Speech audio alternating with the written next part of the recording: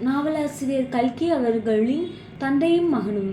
தேச சரித்திரம் படித்தவர்கள் சிவாஜி என்னும் பெயரை கேள்விப்பட்டிருப்பார்கள். சிவாஜி என்றால் ஓர் எலியா அல்லது புலியா என்பதை பற்றி சரித்திரக்காரர்களிடையே அபிப்பிராய பேதம் உண்டு. புலிநகம் படைத்த ஓர் எலி என்பதாகவும் சிலர் சமரசமாக தீர்ப்பு கூறியிருக்கின்றனர். நம்மை பொறுத்தவரையில் ஓர் எலியாவது புலியாவது எந்த காலத்திலும் ஒரு மகா சாம்ராஜ்யத்தை ஸ்தாபித்ததாக நாம் கேள்விப்பட்டிராதபடியால் சிவாஜியை ஒரு வீரசிம்மம் என்றே கொள்கின்றோம். அந்த மகாராஷ்டிர சிம்மம் பூனாவில் கர்ஜனை புரிய தொடங்கியிருந்த காலத்தில், அதாவது சுமார் 250 வருஷங்களுக்கு முன்னால், செந்தமிழ்நாட்டை சேர்ந்த தொண்டை மண்டலத்தில் திருவண்ணாமலைக்கு சமீபமான ஒரு கிராமத்தில் கேசவன் என்ற பெயருடைய ஒரு குடியானவன் வாழ்ந்து வந்தான்.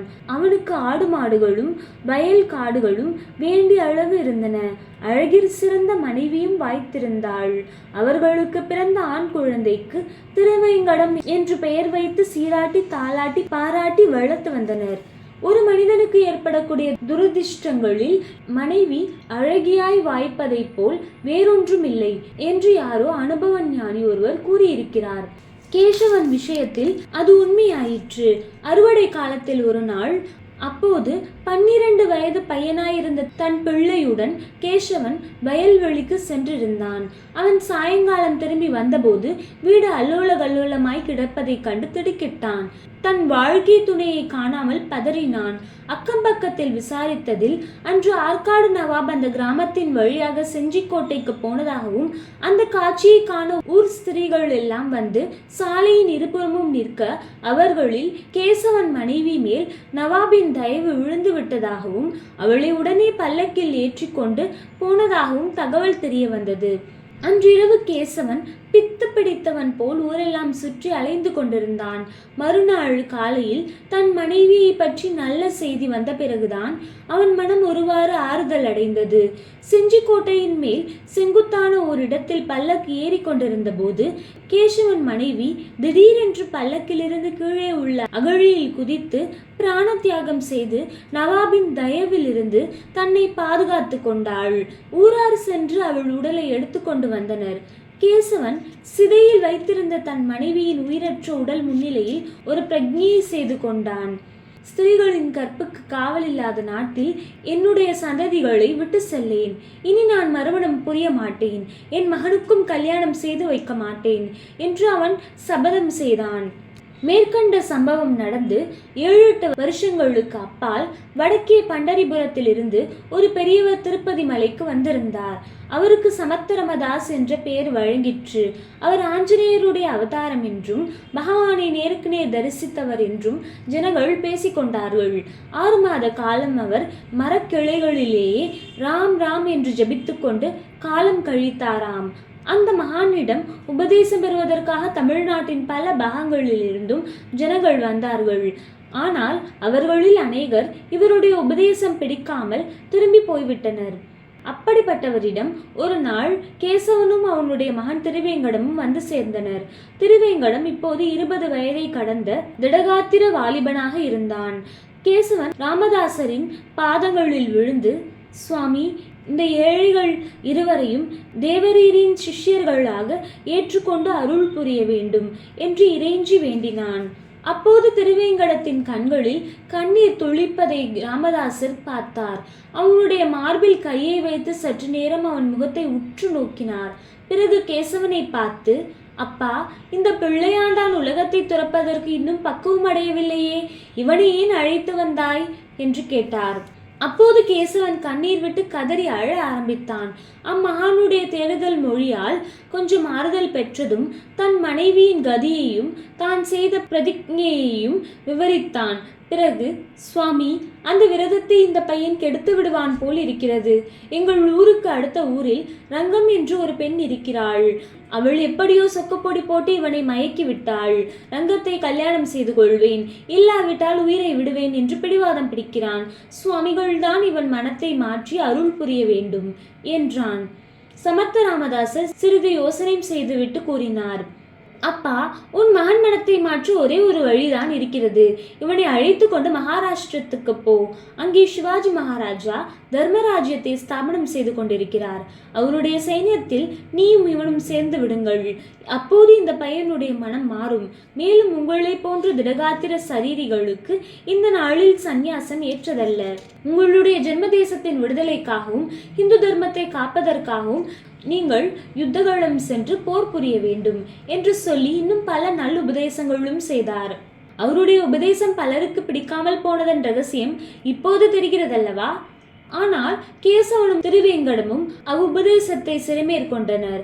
அவர்கள் உடனே புறப்பட்டு இரவு பகலாக பிரயாணம் செய்து பிரதாப கோட்டையை அடைந்து ராமதாசர் கொடுத்த அடையாளத்தை காட்டி சாம்ராட் சிவாஜியின் வீர சைன்யத்தில் சேர்ந்தார்கள். இந்த பொல்லாத உலகத்தின் இயல்பை நாம் அறிந்திருக்கிறோம். அது ஒரு கணம் கூட சும்மா இராமல் சுற்றி சுற்றி சுழன்று வருவது. இதன் காரணமாக நாட்கள் அதிவேகமாக மாதங்கள் வருஷங்களாகி வந்தன. 6 வருஷங்கள் இவ்வாறு அதி சீக்கிரத்தில் சென்று விட்டன. இதற்குள் கேசவனும் திருவேங்கடமும் அநேக சண்டைகளில் ஈடுபட்டு தீர செயல்கள் பல புரிந்து உடம்பெல்லாம் காயங்கள் அடைந்து பேரும் புகழ் பெற்றுவிட்டனர். ஒரு நாள் சிவாஜி கேசவனை கூப்பிட்டு திராவிட தேசத்தில் அவன் பிறந்து வளர்ந்தது எந்த இடம் என்று கேட்டார். கேசவன் திருவண்ணாமலைக்கு அருகில் என்று சொன்னான். செஞ்சிக்கோட்டை பார்த்திருக்கிறாயா என்று அவர் வினவ, செஞ்சிக்கோட்டையில் ஒவ்வொரு கல்லும் புல்லும் ஒவ்வொரு மூலையும் முடுக்கும் எனக்கு தெரியும் என்று பெருமையுடன் கூறினான் கேசவன். சரி, அப்படியானால் நீயும் உன் மகனும் என்னுடன் வாருங்கள் என்றார் சத்ரபதி. பொறுக்கி எடுத்த சில போர் வீரர்களுடன் அவர் மறுநாளே தென் திசை நோக்கி புறப்பட்டார். அடுத்த மாதத்தில் ஒரு நாள் சிவாஜியின் வீரர்கள் செஞ்சிக்கோட்டையின் மேல் எதிர்பாராத சமயத்தில் இடி விழுவது போல் விழுந்தார்கள். நவாபின் வீரர்களை சின்னாபின்னமாக ஓட செய்து கோட்டையை கைப்பற்றினார்கள். கோட்டை வசப்பட்ட அன்று சிவாஜி கேசவனை அழைத்து அவனுடைய உதவியினால்தான் அவ்வளவு சுலபமாக அந்த பிரசித்தி பெற்ற கோட்டையை பிடிக்க முடிந்தது என்று சொல்லி தமது நன்றியை தெரிவித்தார். பிறகு, ஆனால் நமது ஜெயம் இன்னும் நிலைப்பட்டு விடவில்லை. கோட்டையை கைவிட்ட நவாபின் வீரர்கள் இப்போது கோட்டைக்கு வெளியே பலம் திரட்டி கொண்டிருக்கிறார்கள். ஆற்காட்டிலிருந்து புது சைன்யங்களும் வந்து நம்மை முற்றுகையிடக்கூடும். ஆகையால் வெகு ஜாக்கிரதையாய் இருக்க வேண்டும். இங்கே நம்முடைய பலம் இவ்வளவுதான் என்று நம் எதிரிகளுக்கு தெரியக்கூடாது. ஆகவே கோட்டையிலிருந்து யாரும் வெளியே போகாமல் பார்த்து கொள்ள வேண்டும். இந்த கோட்டையின் ரகசிய வழிகள் நம் வீரர்களுக்குள்ளே உனக்கு மட்டும்தான் தெரியும். ஆகையால் நீதான் கோட்டையை சுற்றி பார்த்து கொள்ள வேண்டும். யாராவது வெளியில் போக எத்தனித்தால் தாட்சண்யம் பாராமல் உடனே சுட்டு கொன்றுவிடு என்று கட்டளையிட்டார். கேசவன் தன் வாழ்நாளில் எக்காலத்திலும் இல்லாத இரும்புதுடன் மகாராஜ் அப்படியே என்று கூறி சென்றான். கோட்டை மதிலுக்கு மேற்புறத்தில் சூரியன் அஸ்தமித்தான். அதிவிரைவாக நாலா பக்கங்களிலும் இருள் கவிந்து கொண்டு வந்தது. கேசவனுடைய கவலை அதிகமாயிற்று. பகலை விட இரவில் 3 மடங்கு அதிக ஜாக்கிரதையாய் இருக்க வேண்டிய அவசியத்தை அவன் உணர்ந்திருந்தான். சுற்றுமுற்றும் கூர்ந்து பார்த்து கொண்டே இருந்தான். அதென்ன, அந்த பாறைகளினிடையே ஒரு மனித உருவம் அல்லவா ஒளிந்து கொள்வது போல் தோன்றுகிறது. அந்த உடை, அது நவாப் சைன்யத்தின் உடை அல்லவா? ஓஹோ, எதிரின் ஒற்றன் உளவறிந்து கொண்டு செல்கிறான். ஒரு மின்னல் தோன்றி மறையும் நேரத்தில் கேசவன் மனத்தில் மேற்படி எண்ணங்கள் தோன்றி மறைந்தன. 2 பாய்ச்சலில் அந்த உருவம் ஒளிந்து கொண்ட இடத்தை அடைந்தான். அவன் கழுத்தை பற்றி ஒரு குலுக்கி, அடே நீ யார் என்று கர்ஜித்தான். பதில் வராமல் போகவே முகத்தை திருப்பி பிடித்து உற்று நோக்கினான். நோக்கியபடியே அசையாமல் நின்றான். அவன் கண்களிலிருந்து விழிகள் வெளியே வந்துவிடும் போல் இருந்தன. ஆனால் வார்த்தை ஒன்றும் வாயிலிருந்து வரவில்லை. அந்த முகம் அவனுடைய மகன் திருவேங்கடத்தின் முகம்தான். திருவேங்கடத்தின் முகத்தை யாரும் திருடி இருக்க முடியாததால் அவன்தான் ஒரு முஸ்லிம் வீரனின் உடையை திருடி அணிந்து கொண்டு கிளம்பி இருக்கிறான். அவன் எங்கே கிளம்பி இருக்கக்கூடும்? பகைவர்களுக்கு உளவு சொல்லத்தான். அடப்பாவி, துரோகி, சண்டாளா, என் பிள்ளைதானா நீ? இதற்காக உன்னை பெற்றெடுத்து இத்தனை காலமும் வளர்த்தேன். இதெல்லாம் நிஜம்தானா அல்லது ஒரு வேளை சொப்பனம் காண்கிறேனா? அப்பா, என்னை விடுங்கள், ரொம்ப அவசர காரியமாய் போகிறேன், தயவு செய்யுங்கள் என்று திருவேங்கடம் சொன்னபோது கேசவன் தான் கனவு காணவில்லை என்பதை உணர்ந்தான். என்ன, அவசரமாய் போகிறாயா? ஆமாண்டா, அவசரமாய் யமலோகத்துக்கு போகிறாய் என்று கூறிக்கொண்டே கேசவன் கோபசிரிப்பு சிரித்தான். இல்லை அப்பா, யமலோகத்துக்கு இல்லை. நான் யமலோகத்துக்கு போய்விட்டால் தங்களுக்கு யார் கர்மம் செய்வார்கள்? அடப்பாவி, நிஜத்தை சொல்லிவிடு. எங்கே கிளம்பினாய்? என்ன துரோகம் செய்வதற்காக இந்த விஷயத்தில் புறப்பட்டாய்? கோட்டையை விட்டு யாரும் வெளிக்கிளம்ப கூடாது என்று சத்ரபதி உத்தரவிட்டிருப்பது தெரியாதா? அப்பா, என்னை நம்ப மாட்டீர்களா? பிசகான காரியம் ஒன்றுக்காகவும் நான் போகவில்லை. மிகவும் முக்கியமான அவசரமான வேலைக்காகவே போகிறேன். தயவு பண்ணி என்னை நம்புங்கள். முடியாது, முடியாது. நிஜத்தை சொல்லிவிடு. மகாராஜாவிடம் உன்னை அழைத்து சென்று காலில் விழுந்து மன்னிக்கும்படி வேண்டுகிறேன். இல்லாவிட்டால் உன்னை எடுத்து வளர்த்த இதே கையினால் இந்த இடத்திலேயே உன்னை கொன்று விடுவேன். திருவேங்கடம் சற்று யோசித்து, அப்பா, நிஜத்தை சொல்லி விடுகிறேன், மன்னியுங்கள். என்னுடைய ரங்கத்தை பார்க்கத்தான் போகிறேன். பொழுது விடுவதற்குள் திரும்பி வந்து விடுகிறேன் என்பதற்குள் கேசவன், போய் போய் போய், ரங்கத்தை பார்க்க போவதற்கு இவ்வளவு அவசரம் என்ன? ராத்திரியில் கிளம்புவானேன் என்றான். அப்பா, ரங்கத்துக்கு உடம்பு சரிப்படவில்லையாம், சாக கிடக்கிறாளாம். நாளை வரையில் உயிரோடு இருப்பாளோ என்னவோ தெரியாது. அடே, நேற்று பையன் நீ என்னைய ஏமாற்ற பார்க்கிறாய்? ரங்கம் சாக கிடப்பதெல்லாம் உனக்கு எவ்வாறடா தெரியும்? யார் வந்து சொன்னார்கள்? வேண்டாம், நிஜத்தை சொல்லிவிடு. திருவேங்கடம், உன்னை பிடிப்பதற்கு சற்று முன்னால் என்ன நினைத்து கொண்டேன் தெரியுமா? என்னுடைய சபதம் தீர்ந்து விட்டது. அதற்கு இனிமேல் அவசியமும் இல்லை. தர்மராஜ்யம் ஸ்தாபனமாகிவிட்டபடியால் நம் குழந்தை இனிமேல் கல்யாணம் செய்து கொள்ளலாம். நாமே மகாராஜாவிடம் உத்தரவு பெற்று போய் அந்த பெண்ணை பார்த்துவிட்டு வரவேணும் என்றெல்லாம் நினைத்தேன். ஆனால் நீயோ, அட பாதகா, துரோகி பயலே, எங்கேடா ஓடுகிறாய்?